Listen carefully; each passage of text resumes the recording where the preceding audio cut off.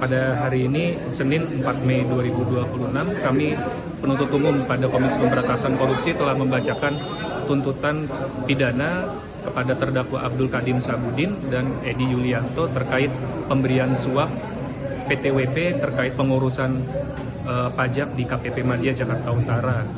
Bahwa dari tuntutan yang kami bacakan, untuk terdakwa Abdul Qadim kami tuntut selama 2 tahun, sedangkan untuk terdakwa Edi Yulianto selama 2 tahun 6 bulan.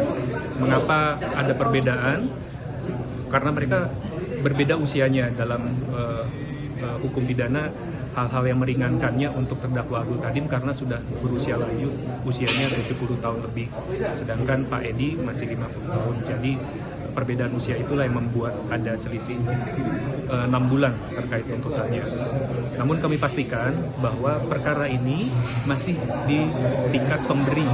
Untuk penerima untuk KPP Madya Jakarta Utaranya, penyidikannya masih berjalan dan diharapkan tidak lama lagi penyidikan sudah selesai dan bisa perkaranya kami limpahkan kembali ke PN Tipikor Bandung.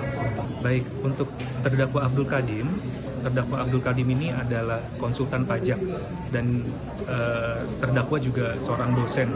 Nah, jadi sebagai konsultan pajak, terdakwa Abdul Qadim inilah yang menyusun bagaimana perhitungan terkait kekurangan pajak yang sedang diperiksa oleh KPP Madya.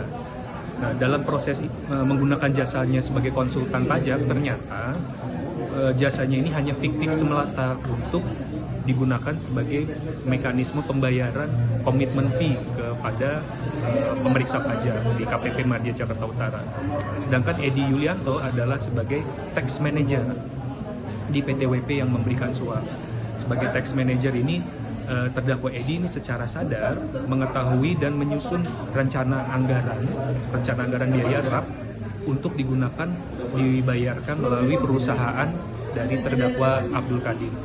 Nah, jadi secara berjenjang kami harapkan juga nanti di persidangan berikutnya mereka akan membuka siapa-siapa lagi di pihak PTWP yang berperan, karena PTWP ini perusahaan PMA.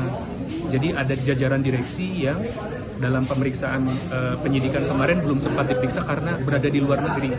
Tapi jejak-jejak bukti elektroniknya terkait bagaimana proses pembayaran itu sudah kami dapatkan dan semoga bisa kami kembangkan sampai ke jajaran direksinya.